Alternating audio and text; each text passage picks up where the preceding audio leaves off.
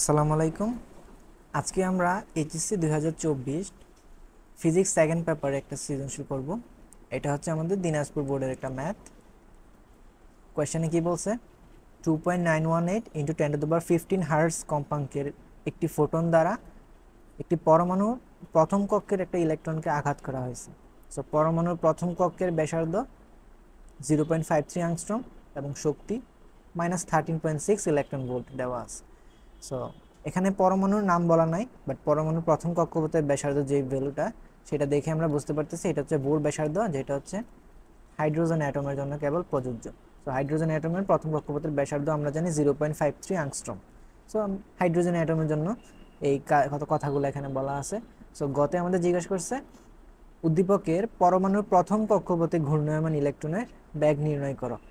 So আমরা যদি শুরু করি, মনে করো হাইড্রোজেন অ্যাটম, সো এটা হচ্ছে নিউক্লিয়াস। সো প্রথম কক্ষপথে যে ইলেকট্রনটা সেটা মনে করো রিভলভ করতেছে এইভাবে। সো এই যে প্রথম কক্ষপথে ইলেকট্রন, সেটা ধরো কেন্দ্র থেকে আর ডিস্টেন্সে যে কক্ষপথ আছে সেই কক্ষপথে আবর্তন করতেছে। সো এই কক্ষপথে ইলেকট্রন কোন ব্যাগ নিয়ে আবর্তন করতেছে সেই রৈখিক ব্যাগটা আমাদের বের করতে হবে।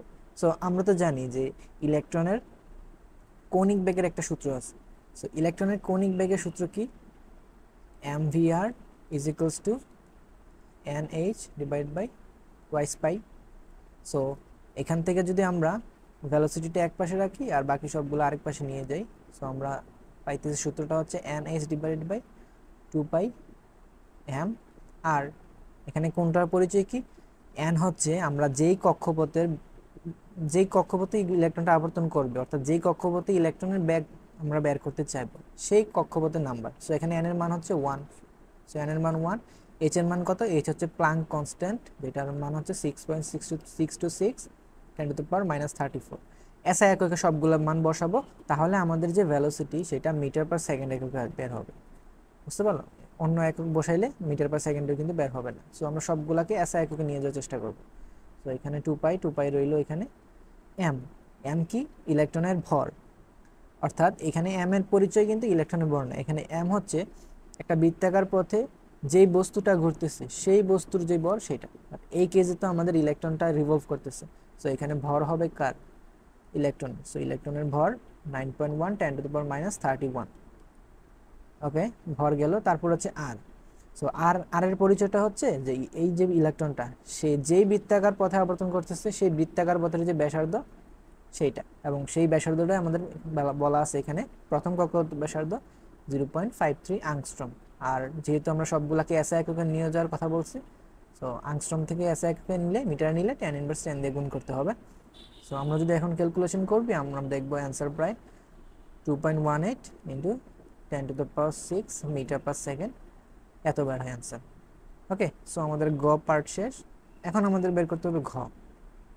সো ঘতে কি বলছে? ইলেকট্রনকে আঘাত করার ফলে তার কক্ষপথের পরিবর্তন হবে কি না।